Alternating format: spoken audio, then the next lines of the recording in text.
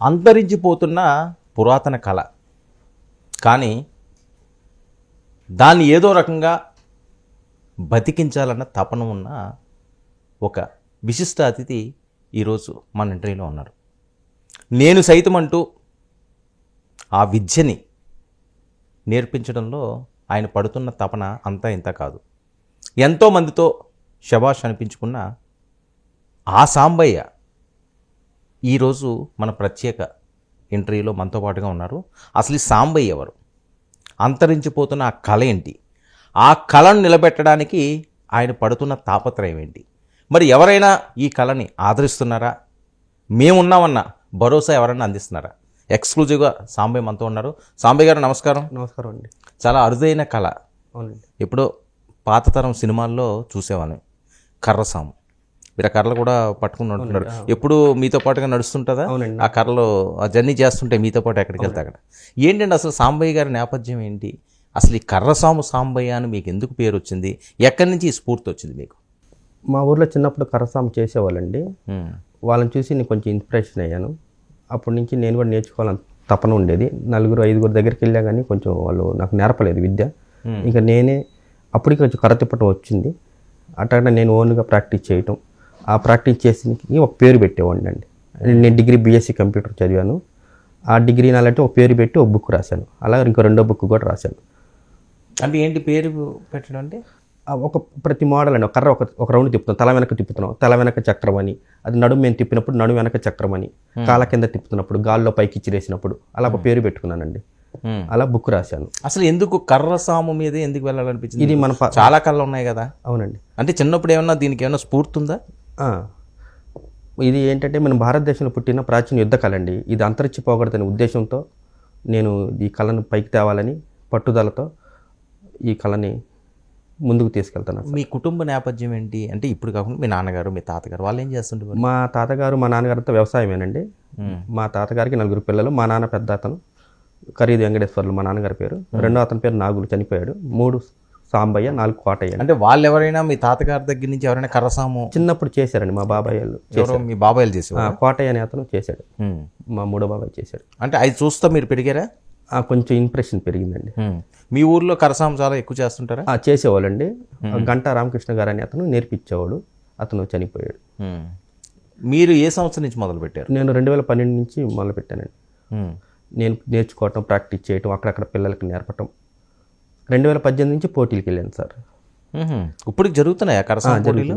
జరుగుతున్నాయి sir. Okay. ఎంతమంది, ఎన్ని సంవత్సరాలు పట్టిందండి మీరు? మీ గురువులు ఎంతమంది? నేను 3-4 దగ్గరికి వెళ్ళాను సార్. ఎవరు నాకు విద్య నేర్పలేదు. అదేంటి, ఎందుకు సార్? ఒక అతను ఒక రోజు నేర్పాడు, తర్వాత వద్దన్నాడు. అంటే ఏంటి వద్దన్నాను అంటే దేనికి ఏదో కారణం ఉంటుంది కదా? ఏమో తెలియదు. డబ్బులు ఏమన్నా ఇవ్వాలి దానికి అందువల్ల, లేకపోతే వేరే కారణాలు ఏమో? ఒక అతను అయితే డబ్బులు అడిగాడు, నేను ఇవ్వలేనన్నాను. అతను ఒక రోజే నేర్పి వద్దన్నాడు. 2-3 అయితే రావద్దన్నారు. ఇంక నేను సొంతగానే ఒక యూట్యూబ్ల ద్వారా చూసి నేర్చుకోవటం. అయితే నేను పోటీలకు వెళ్ళానండి. పోటీలకు వెళ్ళటం వల్ల అక్కడ ఉన్న ప్రతి పోటీదారు దగ్గర వీడియో తీసుకొని ప్రాక్టీస్ చేసేవాడిని. దానివల్ల ఎక్కువ నేర్చుకున్నాను. అంటే ఏకలవ్యులు లాంటి వాడు మీరు. మీకు గురువు అంటూ ఎవరో లేరు? లేరండి. మీకు సొంతంగా మీరు కసితో అవును నేర్చుకున్నదే. బాగా ఆర్థికంగా స్థిరపడిన లేదండి. మాకు అంత ఆర్థికం లేదు. కానీ విద్య కోసం నేను ఊరు తిరుగుతా, బతికించాలి, విద్యను నలుగురు పంచాలని చాలా త్యాగం చేశాను. ఏదైనా విద్య కోసం ఆర్థికంగా ఏం లేదు. ఉన్న రోజు తిన్నా, లేనినాడు పస్తులు ఉన్నాను. అలాంటి రోజులు కూడా ఉన్నాయా? ఉన్నాయి సార్. చాలా రోజులు ఉన్నాయి. పెళ్ళయిందా మీకు? పెళ్ళయింది సార్. మరి కుటుంబ పరిస్థితి ఏంటి? పిల్లలు ఎంతమంది? 2 ఆడపిల్లలండి. ఏం చదువుతున్నారు వాళ్ళు? 8th class, 9th class. మరి మీ కుటుంబంలో ఉన్న పెద్దలు అవనియండి, లేకపోతే మీ భార్య గారు అవనియండి, వాళ్ళు చెప్పలేదా ఎందుకంటే మనకి ఇది ఏదో ఉద్యోగం చేసుకోవాలి, దీనివల్ల మనకు కలిసి వచ్చేది ఏం లేదు? చెప్పారు సార్. చాలాసార్లు చెప్పారు. నేను మానేయనని చెప్పాను. చాలాసార్లు గొడవలు అయినాయి, వెళ్ళిపోవటం, మళ్ళీ రావటం. అంటే ఎందుకు సాంబయ్యకి ఎందుకు ఆ కర్ర మీద అంత ఇష్టం? ఇది అంతరించిపోకూడదు సార్ నా మెయిన్. అంటే అది ఏదో ఒక కారణంగానే ఉంటుంది కదా. ప్రతి యుద్ధ కళ మన భారతదేశంలో పుట్టిన యుద్ధ కళ సార్. ఆ యుద్ధ కళలో మొట్టమొదటి ఏంటంటే కర్రసామండి. ఈ కళను మర్చిపోయారు అందరూ. ఇప్పుడు సినిమా రంగంలో కూడా నీకు కర్రసామ వస్తే ఒక ఛాన్స్ ఇచ్చేవాళ్ళు హీరోలకి, ఏది గేటు లోపలికి రావడానికి, అంతేగాని నటించడానికి కాదు. ప్రతి ఒక్క డైరెక్టరు ఆ రోజు అడిగేవాళ్ళు కానీ ఈరోజు ఈ కళను అందరూ మర్చిపోయారు. చాలామంది కూడిపెట్టింది సినిమా హీరోలకి ఈరోజు. కానీ ఈ కళ అంతరించిపోయేటట్టు ఎవరు ఆదరించట్లేదు. అందుకని నేనైతే ఒకరి గురించి చెప్పడం కాదు, కానీ నేనైతే ఈ విద్య అంతరించిపోకూడదని నా లక్ష్యం అంతా కర్రల మీద కవితలు రాస్తాను, కర్రలకు రంగులు వేస్తాను, ఆ ఊరు ఈ ఊరు తిరుగుతుంటా సార్. ఎవరి దగ్గర ఒక రూపాయి కూడా తీసుకోలేదు. ఇస్తే తీసుకున్నాను, కానీ ఎవరి దగ్గర గుజరాత్ వెళ్ళాం, మొన్న మహారాష్ట్ర వెళ్ళాను, ఎవరు ఇవ్వలేదు. ఛార్జీ డబ్బులు ఇచ్చారు 1500, ఆ ట్రైన్కి సరిపోయినవి.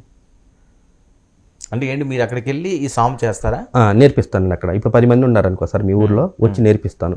ఇస్తే తీసుకుంటాను, తలా 100-50 ఇస్తారు, వెళ్ళిపోతాను ఊరికి. అలాగే ఇబ్బంది అవ్వట్లేదా? బాగా ఇబ్బంది సార్. మరి ఎందుకంటే బాగా ఇబ్బంది అయినప్పుడు కూడా ఇబ్బంది, కానీ విద్య కోసం ఇంకా ఉండిపోయాను సార్. అంటే వేరే పని చేసుకుంటా ఇది చేయడం కష్టం అవుతుందా? లేదండి, కాకపోతే ఏంటంటే మళ్ళీ అది ఇతను కూడా వేరే పనికి వెళ్తున్నాడు. ఈ కరసామని నన్ను ఆదర్శంగా తీసుకుని చాలా మంది ఉన్నారండి. ఒక 15,000 మందికి నేర్పాను. ఇప్పుడు వాళ్ళు ఏమనుకుంటారు, 15,000 మంది కరసామ నేర్పారా? 12,000 మంది దాకా నేర్పుంటారు. నేను చేసినప్పుడు కానీ చూసినప్పుడు కానీ 15,000-20,000 మంది ఉన్నారు యూనివర్సిటీలో. ఇప్పుడు నేను వేరే పనికి వెళ్ళాను అనుకో సార్, వాళ్ళు నన్ను చూశారనుకో, అది ఇతను కూడా అయిపోయింది, వెనక్కి వెళ్ళిపోయాడు, ఇంక ఈ కరసామని అంటారన్న మాట కోసం లైఫ్ అండ్ డెత్ ఇంక దీంట్లో ఉండిపోయాను సార్. కర్రకు రంగులు వేసుకోవటం. కర్ర ఎన్ని రకాలు ఉన్నాయి అడవుల్లో, ఫారెస్ట్ ఎన్ని రకాల కర్రలు ఉన్నాయండి? నాకు తెలిసి 8 రకాల కర్రలు ఉన్నాయి సార్. అంటే ఏది సాముకి కర్ర మంచిది ఉంటుంది? వెదురు అని ఉంటుంది. వెదురేనా ఎక్కువ? వెదురులో ఒక 5 రకాలు ఉన్నాయి సార్. కొండ వెదురు, ముళ్ళ వెదురు, బొంగెదురు, పచ్చెదురు, ఆకుపచ్చ ఎదురు, ఇవన్నీ నేను రీసెర్చ్ చేసినప్పుడు నాకు అనుభవం వచ్చింది సార్. ఈ కొండ వెదురైనా ముళ్ళ వెదురైనా కర్రసాంకు ఉపయోగపడతాయి, ఎందుకంటే హోల్ ఉండదు. మిగతా వాటిలో హోల్ ఉంటుంది, అవి మన నిచ్చెనలకి వాటికి వాడుకుంటాం, దోమతెరలకి. అది ఈ కొండ వెదురు రీసెర్చ్ చేసినప్పుడు నాకు వేట కుక్కలు ఎమ్మట పడ్డాయి సార్. శ్రీకాకుళం కూర్మగ్రాములు ఫారెస్ట్లో వేట కుక్కలు వాటిని కొట్టాను. అది ఆ రోజు కూడా అందరూ చూస్తే చచ్చిపోతాడేమో అనుకున్నారు, నేను కొట్టాను రెండింటిని. అది చాలా రీసెర్చ్ చేశాను సార్. కర్రతోటి కొట్టారా? కర్రతోనే. ఒక 7 నుంచి 8 నిమిషాలు జరిగింది సార్ ఫైటింగ్. 2 కుక్కలకి నాకు. ఒక కుక్కకి డొక్కలా తగిలిపోయింది, ఇంకొక కుక్క అసలు చాలా దగ్గరికి వచ్చేసింది. మూతి మీద కొట్టాను, కింద కూర్చొని కొట్టేదాన్ని. అది మామూలుగా అయితే కింద కొంగుని కరుస్తుంది. అది ఆ విద్య వచ్చినప్పుడు కొడతారు, కానీ వేరే వాళ్ళు అయితే కొట్టలేరండి మీలాంటి వాళ్ళు. కింద కూర్చొని కొట్టాలి దాన్ని. అప్పుడు ఆ విద్య మిమ్మల్ని కాపాడిందా? కాపాడింది సార్, చాలా కాపాడింది. అదే అంత లోపలికి ఎందుకు వెళ్ళారు ఫారెస్ట్లోకి? ఎక్కడ దొరకవు అవి కర్రలు? దొరకట్లేదు సార్, మన ఏరియా దొరకట్లేదు. అక్కడైతే ఒరిజినల్ మంచి కర్రలు ఉంటాయని అక్కడికి వెళ్ళాను. ఇప్పటికి వచ్చి ఎన్ని కర్రల రకాలు మీరు వాడుంటారు ఈ కర్రసాంలోని? నేను వచ్చి ఇప్పుడు 7 రకాలు వాడుంటాను సార్. 7 రకాలు. ఏమన్నా తీరని కోరికంటూ ఏమన్నా ఉందా సాంబయ్యకి? ఉందండి.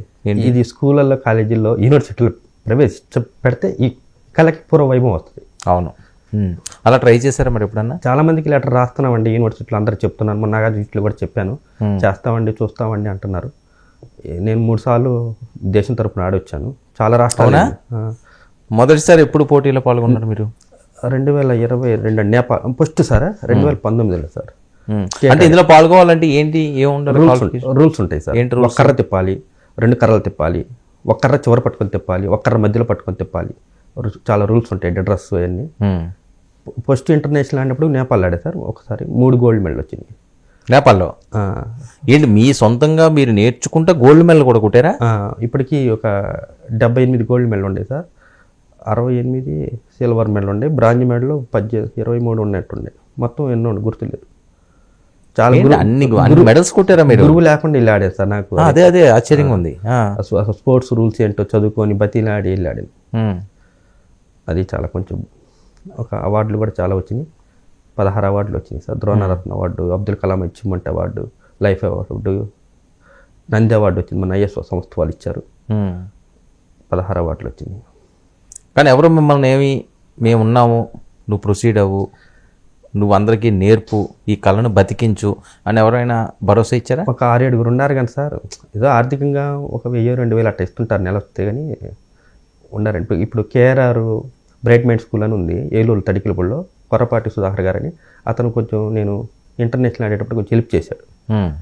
అలాగే డాక్టర్ గారు, అలాగే తులసి రామచంద్రబాబు గారు, అలాగే అంకమరావు గారని, పని గారని ఇస్తారు. పోటీలకు వెళ్ళేటప్పుడు కానీ కొంచెం ఇంట్లో సరుకులు లేకపోతే అంకమరావు గారు చాలాసార్లు ఇచ్చారు సరుకులు. నెలవగానే సరుకులు ఇస్తారు వచ్చి. ఇక్కడ గుంటూరు వీళ్ళంతా? గుంటూరు. మీరంటూ ఎవరిని అడగలేరు? నేను అడగలేదు సార్. బాధ అనిపిస్తుంటుందా, ఎందుకు అనవసరంగా ఇందులోకి దిగాను, పిల్లలకి ఆనందం లేకుండా పోయింది, భార్యతోటి కూడా అంత హ్యాపీగా ఉండలేని పరిస్థితి, వాళ్ళకి కూడా నచ్చటం లేదు, ఎందుకులే మానేద్దాం, వేరేది ఏమైనా చూసుకుందాం అని అనిపించింది? అది అనిపించలేదు సార్, ఎప్పుడు అనిపించలేదు. ఏమనిపిస్తుంటుంది మరి? ఎప్పటికైనా కర్ర ఇంకా నాతో ఉండాలనిపించేది. పునుకునేటప్పుడు కూడా కర్ర పక్కన పునుకునేవాడిని. అవునా? ఎందుకండి కర్ర మీద అంత మక్కువ? అసలు మీ కుటుంబ నేపథ్యం అంత ఎక్కువ కాదంటున్నారు. ఈ కర్ర మనతో ప్రయాణం, మనం కర్ర లేకపోతే మనం లేవు సార్.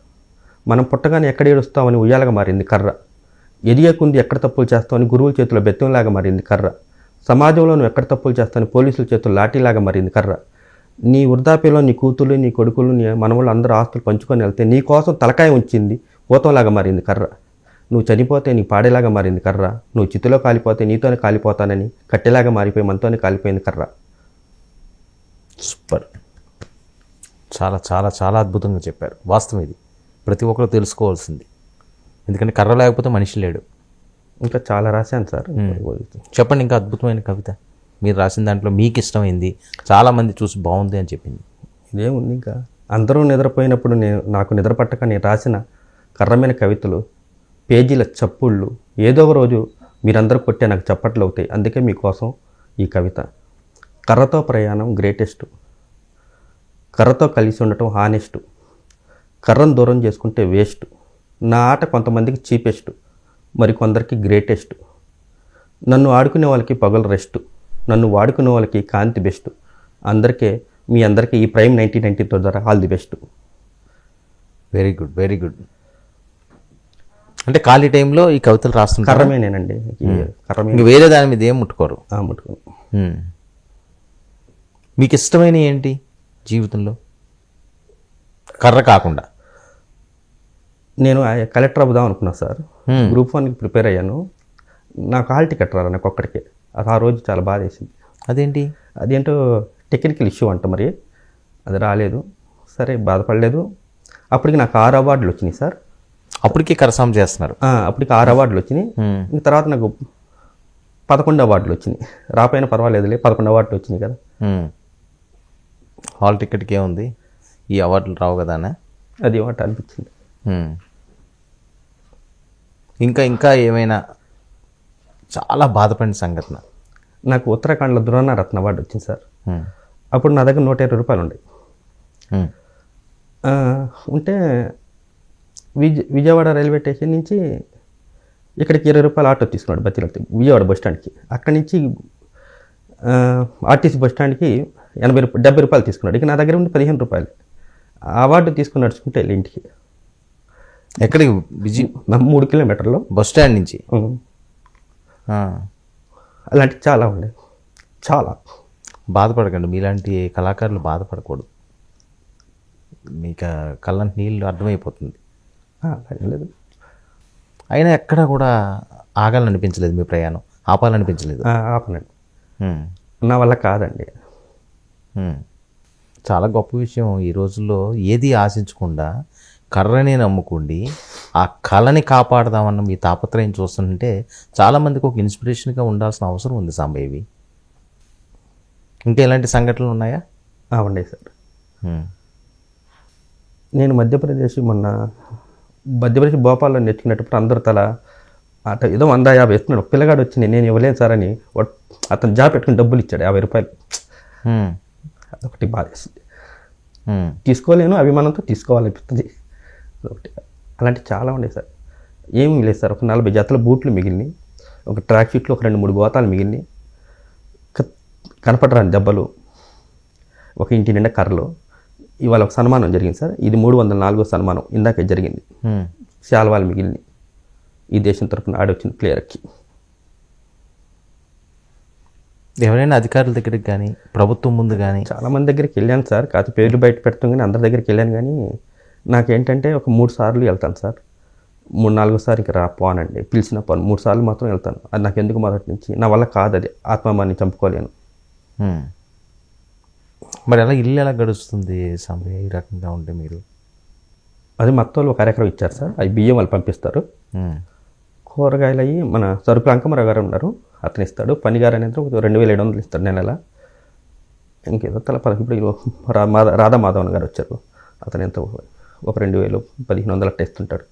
అలాగా వేరేది ఇంకేమైనా పని చేస్తారా? అసలు ఇంకేమి ముట్టుకోరా? నేను ఒకటి తప్ప ఇంకేం ముట్టుకోను సార్. ఉదయం లేచిన దగ్గర నుంచి ఏంటి మీ నేను దినచర్య? 5ంటికి లేస్తాను సార్. 5ంటికి నుంచి గ్రౌండ్కి వెళ్ళిపోతాను. ఇంక పిల్లలు వచ్చిన వాళ్ళకి నేర్పుతుంటారు. మళ్ళీ అది 9 దాకా ఉంటుంది సార్. మళ్ళీ నేను కాసేపు ప్రాక్టీస్ చేసుకొని వచ్చి స్నానం చేసి టిఫిన్ చేసి కర్రల గురించి బుక్స్ రాసుకోవటం, కర్రకు రంగు వేసుకోవటం. మళ్ళీ 3:30కి బ్రాహ్మణ కోడూరు అనే ఊరు ఉంది పొన్నూరు దగ్గర, అక్కడ అనాథ పిల్లలు ఉన్నారు, ఆడపిల్లలు, వాళ్ళకి వెళ్ళి నేర్పుతాను. వాళ్ళకి కూడా కరసాము. వాళ్ళకి కూడా వాళ్ళు మాత్రం మొన్న రీసెంట్గా 2000 ఇస్తాంలే సార్ నెలకన్నారు. బండి పెట్రోల్ అని రావాలిగా అన్నారు. సరేనండి అని వాళ్ళ దగ్గర తీసుకోవడం కూడా బాగుంటుందా, కానీ వాళ్ళే ఇస్తున్నారు. పెట్రోల్కి 30 కిలోమీటర్లు వస్తుంది. ఇప్పుడు ఈ సన్మానాలు చేసినప్పుడు, ఈ గోల్డ్ మెడల్ వచ్చినప్పుడు వీళ్ళేమి నగదు రూపంలో ఏమి ఇవ్వట్లేదు సార్. అలాగా అంటే మీకు చెప్పగా అట్లా 2-3 సన్మానాలు పోలేదు డబ్బులు లేక. అడిగేసాను, ఛార్జీ డబ్బులు ఉంటే వస్తా సార్ అని. అదేంటి బాబు ఛార్జీ డబ్బులు అడుగుతున్నా ఉన్నారు. అగట 2-3 సన్మానాలు. ఇప్పుడు రాత్రి వచ్చేటప్పుడు కూడా సార్ వేసారు నాకు ఆ డబ్బులు. లేకపోతే రాత్రి నేను సార్ ఇట్లా డబ్బులు ఉంటే సార్ ఎత్తే బయలుదేరి వచ్చాను నేను, లేకపోతే అయిపోయామండి రాత్రి. అడగలేను ఎవరిని, ఏం చేయాలో తెలియదు. ఇంత ఇబ్బందుల్లో కూడా ఆ కళని కాపాడదామని అసలు కొద్దిగా అర్థం కాకుండా ఉంది అది. ఎందుకంటే మీ ఫ్యామిలీ బ్యాక్గ్రౌండ్ అది కాదు, మీ తాత ముత్తల దగ్గర నుంచి వచ్చిన వారసత్వం కాదు. ఎవరు మీకు గురువులు లేరు. ఒకవేళ గురువులు ఎవరి దగ్గరికన్నా వెళ్ళినా వాళ్ళు మీకు నేర్పడని బొమ్మన్నారు. అయినా ఎందుకు దాని మీద ఏదో బలమైన కారణం లేదా?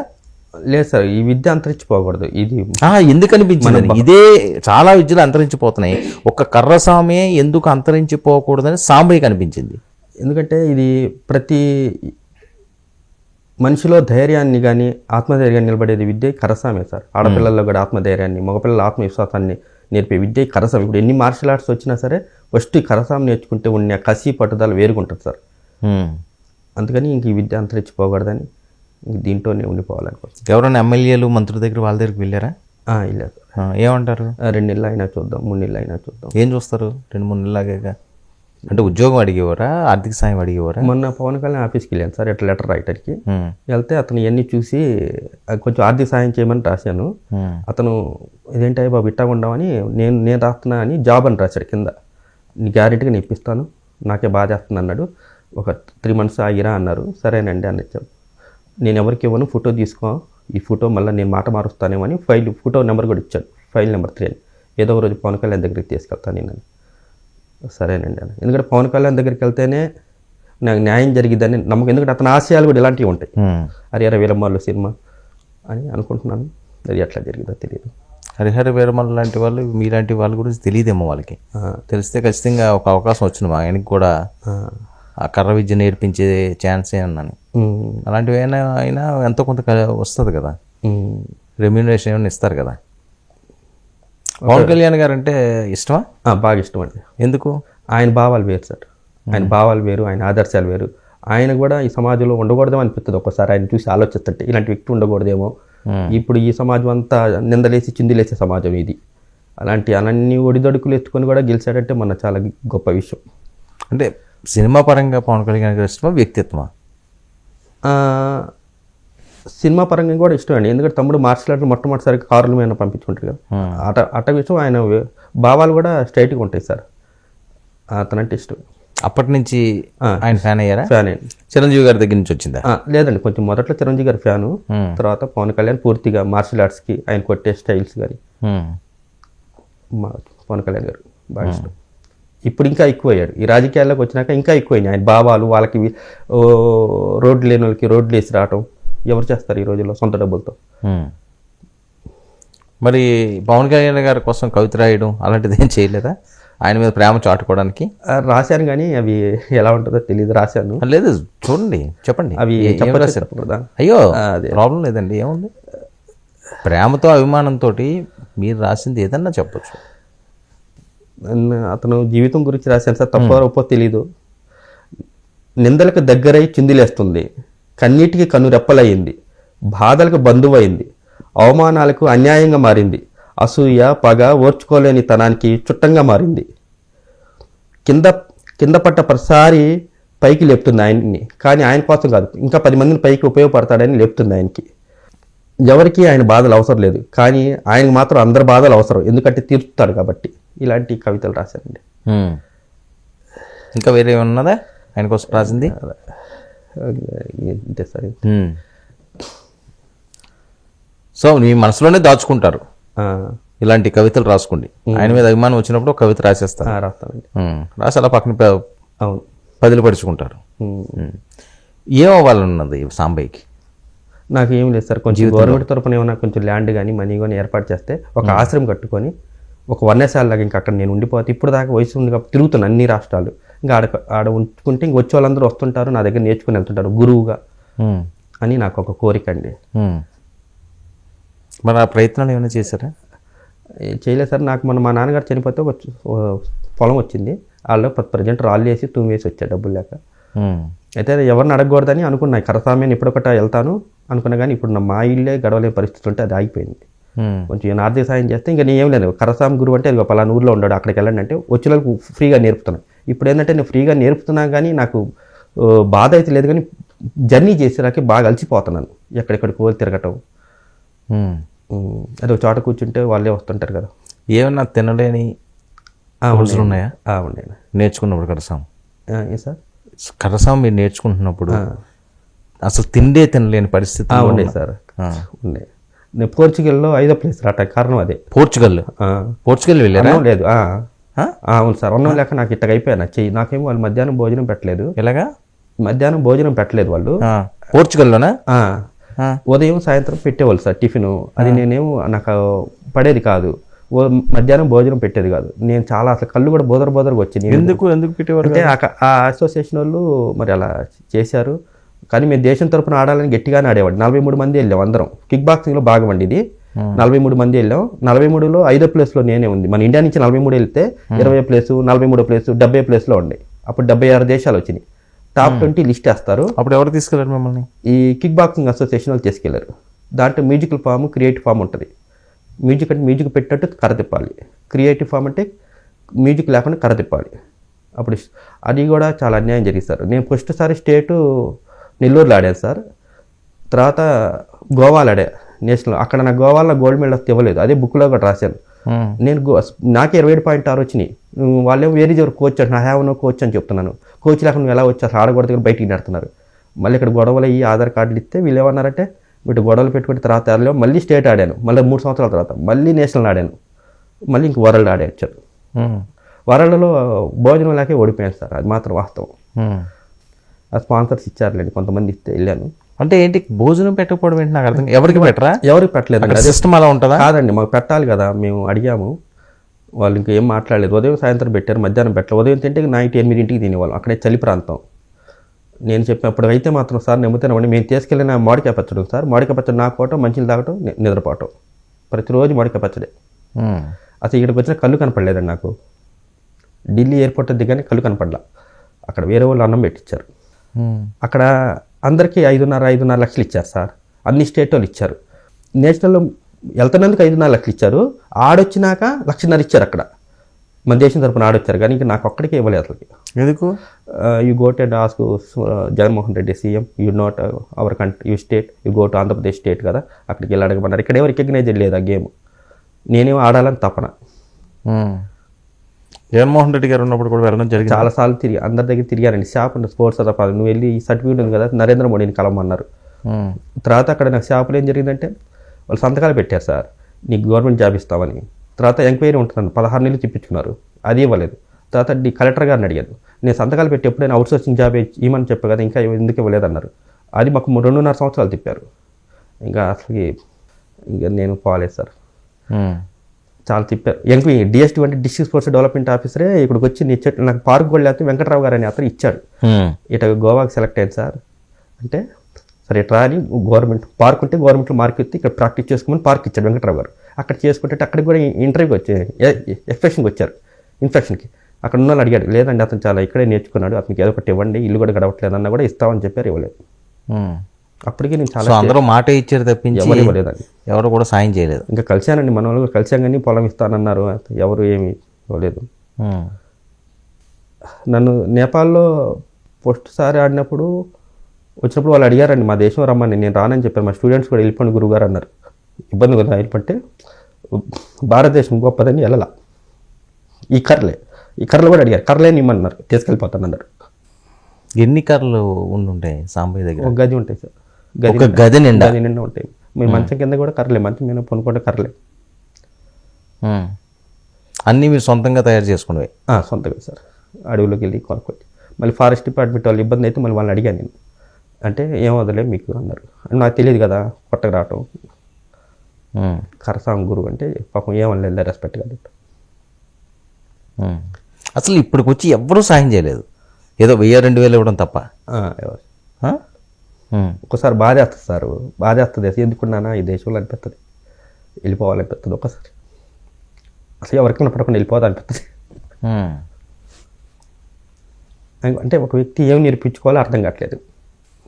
సొంతంగా నేర్చుకోవడం అన్న చాలా కష్టం కదా. దెబ్బలేంటి, దెబ్బలు తగులుతాయా? తగులుతాయి సార్, ఫైటింగ్లో తగులుతాయి. ఫైటింగ్ మళ్ళీ ప్రాక్టీస్ చేసేటప్పుడు తగులుతాయి కదా. కొత్తగా నాకు ఎవరు లేరు కదా గురువు, యూట్యూబ్లు చూసుకోవటం. ఎవరు గురువు ఉంటే అట్ట తిప్పాలని నేర్పేవాడు. ఎన్ని సంవత్సరాలు పట్టింది పోటీలకి వెళ్ళడానికి మొదలు పెట్టిన తర్వాత? 6 సంవత్సరాలు పట్టింది సార్. 7 సంవత్సరాలు పట్టింది, 6-7 పట్టింది. ఆ 7 సంవత్సరాలు కూడా ఇదే నేర్చుకోవడం, ఇంకా యూట్యూబ్లో చూసుకోవటం. మరి ఏంటి సాంబయ్య ఏం చేద్దామని? ఏం లేదు సార్, కరసాం అంతరించిపోకుండా ఉంటే చాలు. ప్లస్ ఏంటంటే గవర్నమెంట్ తరపున అడిగేది, ఒక కళాకారుని గౌరవం ఇస్తే, గుర్తిస్తే చాలు. తెలంగాణ రాష్ట్రంలో ఉందా కరసాము? ఉందండి. ఇక్కడ కూడా వేరే వాళ్ళు తీసుకొచ్చారు, కానీ అది చేస్తాం ఇచ్చేస్తాం అన్నారు. కానీ కేసీఆర్ తరఫున వచ్చి అప్పుడు ఆ రోజు రమ్మంటే ఇది ఉస్మాన్ యూనివర్సిటీ దగ్గర వేరే వాళ్ళు పిలిచారు. గ్యారెంటీ చేస్తాం బాబు, ఏంది అన్ని మెడల్స్ ఉన్నాయి నీకు అన్నారు. అది ఏం చేయలేదు.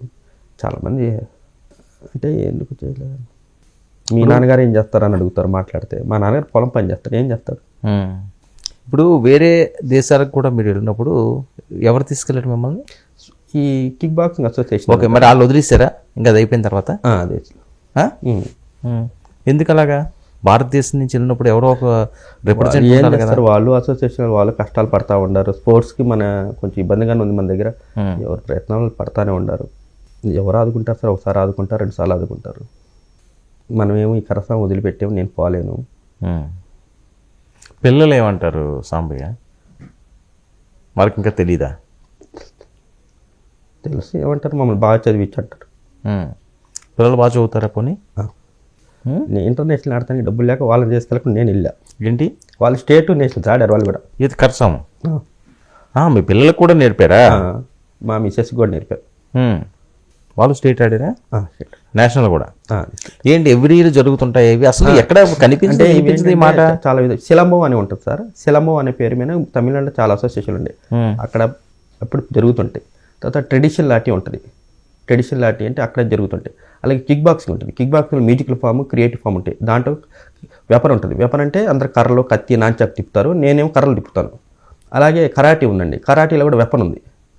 అందరూ నాంచాకు, కత్తి, సాయి అని తిప్పుతాను, నేనే కర్ర తిప్పుతుంటాను. అది అన్నీ ఎక్కడెక్కడ ఉందో కరసాము అన్నిట్లో ఆడొచ్చాను సార్. అది ఇప్పటికి ఎన్ని తిరుగుంటారు? ఎన్ని ప్రోగ్రాంలో పాల్గొని ఉంటారు ఇప్పుడుగా? రఫ్గా ఒక 25-26 స్టేట్లో ఒక 8-9. మనం ఇక్కడ మొత్తం ఏదైనా ఒక 20 పోటీల్లో పాల్గొంటాను. అన్నిట్లోనే విజయం సాధించారు. ఒక 25 ఆన్లైన్ కూడా ఉండగా, ఒక 25-30 ఆన్లైన్ కూడా ఉంటుంది. ఇది ఆన్లైన్ ఉంటుంది సార్. ఓకే. రాలేనప్పుడు ఛార్జీ డబ్బులు, రానప్పుడు వీడియోలు ఆన్లైన్ పంపించమంటారు. ఇలా ఇప్పుడు హైదరాబాద్ ఆడాలనుకో ఛార్జ్ డబ్బులు ఉండవు. అది అక్కడ గ్రౌండ్లో వచ్చేసిన వీడియోలు పంపిస్తే సెలెక్ట్ చేస్తారు, మెడల్ ఇస్తారు. అలాగా ఆన్లైన్లో కొన్ని ఆడాను. ఇప్పుడు ఏం కావాలి సాంబయ్యకి? ఏం లేదు సార్, కొంచెం ఇది స్కూళ్ళల్లో, కాలేజీల్లో విద్యను ప్రవేశపెడితే విద్య బతికిద్ది. అలాగే మా లాంటి కళాకారులు చాలామంది ఉంటారు. వాళ్ళు కొంచెం నెల పెన్షన్ ఏదో ఒక ఏజ్ 40 సంవత్సరాలు దాటినాకు, 5 సంవత్సరాలు, 50 సంవత్సరాలు దాటినా కొంచెం పెన్షన్ లాగిస్తే మా గవర్నమెంట్ తరఫున, ఇంక మేమున్నా లేకపోయినా ఈ భూమి మీద మా భార్య పిల్లలకు కొన్ని నెలలు వస్తాయి కదా. ఇప్పుడు వృద్ధాప్య పింఛన్ అని ఇలా ఇస్తున్నారు కదా. ఇలా కళాకారులు కూడా గౌరవించాలి కదా దేశం తరఫున. అప్లికేషన్ పెట్టారా గవర్నమెంట్ దగ్గర? ఇప్పుడు కూటమి ప్రభుత్వం దగ్గర పెట్టాను, పవన్ కళ్యాణ్ గారి దగ్గర పెట్టాను. పవన్ కళ్యాణ్ గారు కాకుండా డైరెక్ట్గా సెక్రటరీలో వాటిలో పెట్టలేదండి. చాలామంది తీసుకెళ్లారు, కానీ ఇచ్చేస్తాం కొత్త జీవో వచ్చి నాకు ఉద్యోగం ఇప్పిస్తాము తిప్పుతానే ఉండారు. ఆశ ఇస్తారని ఇప్పుడు మన రీసెంట్గా ఫారెస్ట్ డిపార్ట్మెంట్ వాళ్ళు ఉద్యోగం ఇస్తానని వెళ్ళాం సార్, ఈయన సార్ తీసుకెళ్లారు. అక్కడ అంతా చూశారు, బాగుందన్నారు. తర్వాత మళ్ళీ 4 రోజులు ఆగండి రాజమండ్రి ఫారెస్ట్ ఆఫీస్కి. మళ్ళీ ఎందుకు ఆగమన్నారో తెలియదు. బాగుంది, అందరూ మెచ్చుకున్నారు. పవన్ కళ్యాణ్ గారికి ఏమన్నా చెప్పాలనుకుంటున్నారా? ఆయన ఇప్పుడు డిప్యూటీ సీఎం, మీకు అభిమాన హీరో, మీ మంచి వ్యక్తిత్వం ఉన్న వ్యక్తి. ఒక కళాకారుడిగా కొంచెం గుర్తించి నేను చేసిన సేవలకి ఆయన కొంచెం ఆర్థిక సహాయం చేసి ఏదైనా చిన్న ఉద్యోగం ఇస్తే నా కుటుంబం బతుకు.